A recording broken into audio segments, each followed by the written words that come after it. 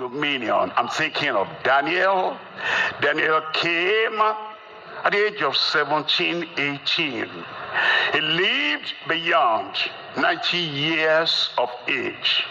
And all through 18 to 88, 7 years, and 90, 70 years, 72, and more. That man lived in Babylon, and he lived a life that went beyond whatever Babylon had ever known. Why? Because he had perpetual dominion, standing fast with courage. In Daniel chapter 1, reading from verse 8, it says, and Daniel purposed in his heart. Isn't that where courage begins? Why? Where vision begins, where accomplishment begins, where stamina, strong backbone. Isn't that where it begins? When I purpose in my heart. And my heart is where no man can reach except I permit them. Negative word. When negative word can reach except I permit them. Where assault, insult, or whatever hindrance or discouragement can reach except I permit it. You gird, you keep your heart with all diligence. A kind of put down conversation is going on. You fence your heart. You keep your heart. You protect your heart. A kind of negative utterance is going on. We cannot, our people cannot, no person here cannot. That's negative. You shield your mind. And the people who are coming back from the journey, they set out to go there, to climb the mountain, to cross the river, and to achieve what appears unachievable. They're coming back and they feel sorry. They say they wasted their lives chasing what they refer to now as shadows and mirage of life. And you don't allow the disposition, the discussion, the attitude, the failure syndrome. You don't allow that to get into your heart, and you purpose in your heart. And Daniel was not going here and there. What do you think I should do? They're serving the wine of the king. I think it's not good for me. I think I should not stain my life, my heart, my character with what they offer. What do you think? No, Daniel did not go for consultation. If I know the answer to the problem, why am I looking for other answers? If I know the solution, and if I can take the firm decision and determination to carry out what I know is right, why am I going out and going around? What do you think? I want to take a stand. What do you think? I want to stand out. I want to stand straight. I want to stand right. I want to stand against corruption. I want to stand for what is right. I want to stand firm. I want to stand fast. I want to stand forever. I already know what I ought to stand for. Why am I looking for opinions of people who have not made it? He purposed in his own heart. You'll purpose in your heart. And when you make up your mind, you'll not fall for opinion, say opinion there. And it said Daniel purposed in his heart that he would not defile himself.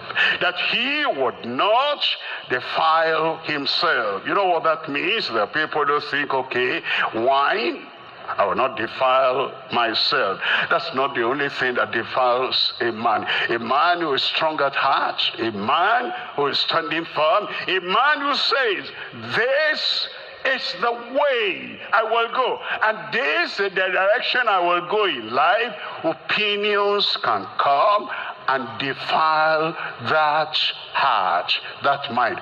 And once your heart is defiled by contrary opinions, then you're shattered, you're broken, you're down, because now you won't have the courage to rise up and do what you need to do.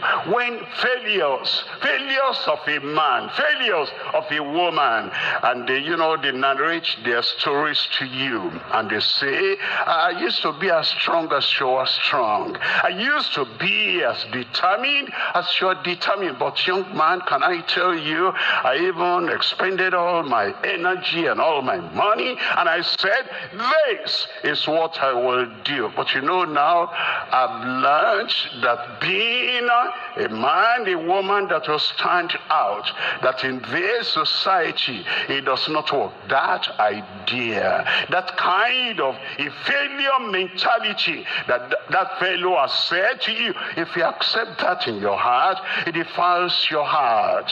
It diminishes your strength. You say, he cannot, I cannot, but I can.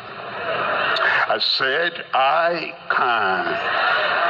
When you watch over the television, when you hear over the radio, and their communication is maybe they're in a debate, maybe they're in whatever communication, and they say this and they say this. Okay, what's the conclusion? The conclusion is the world and our country has gone so bad that nobody can turn anything around. If you listen to their argument and you say, look at that, this one, they are adult people. They've seen this, they've seen that. They've come to the conclusion nobody can make it and make the country turn in the right direction. If you accept that in your heart, that defiles your heart, that deforms your personality. If you are listening to people, they say, how old are you now? I'm 43. And this has not happened. That has not happened. That has not happened. A fool at 40, tell me. Talk now. When you accept that, a fool at 40 is a fool forever. Your heart is defiled. You'll not even make any attempt. I'm 43. I cannot get married anymore. I'm 43. I cannot have child anymore. I'm 43. I cannot start a new lesson, a new study anymore. I'm 43, and where I am now, forever. In Jesus' name, I cancel that from your life. I'm going to say something. Mommy Esther will not mind what I say. Mommy, will you mind? No, sir. No, she has answered me. Now, she was 40, she was not married. 45, she was not married. 50, she was not married. 60, she was not married. 65, I came along and I said, the will of God is for me to marry you.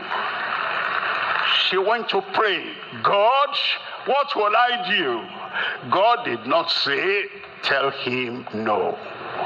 Tell him you are 65. And a fool at 40, at 50, at 60, is a fool forever. She came back and she said, what did she say?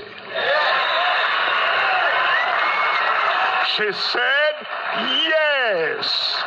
In your life. At 30, say yes. At 40, say yes.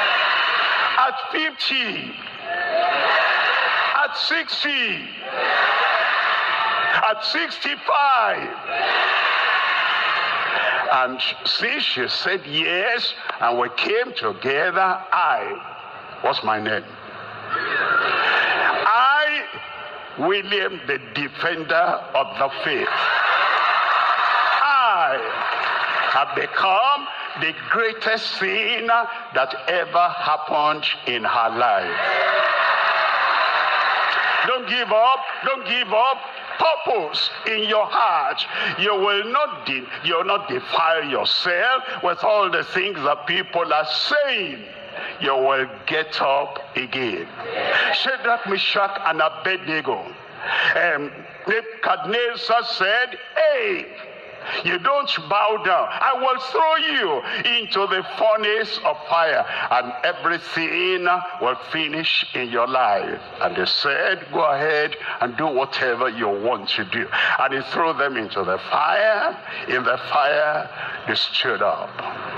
They stood out.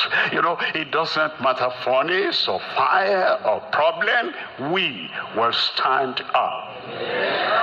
And Nebuchadnezzar came to look and said, did we not throw 3 men into that furnace? I see 4 men. The Son of God came from heaven and is walking with them in the fire. As you make up your mind today and you say, I am for Christ, I am with Christ, and Christ is in me, you will walk in your fire.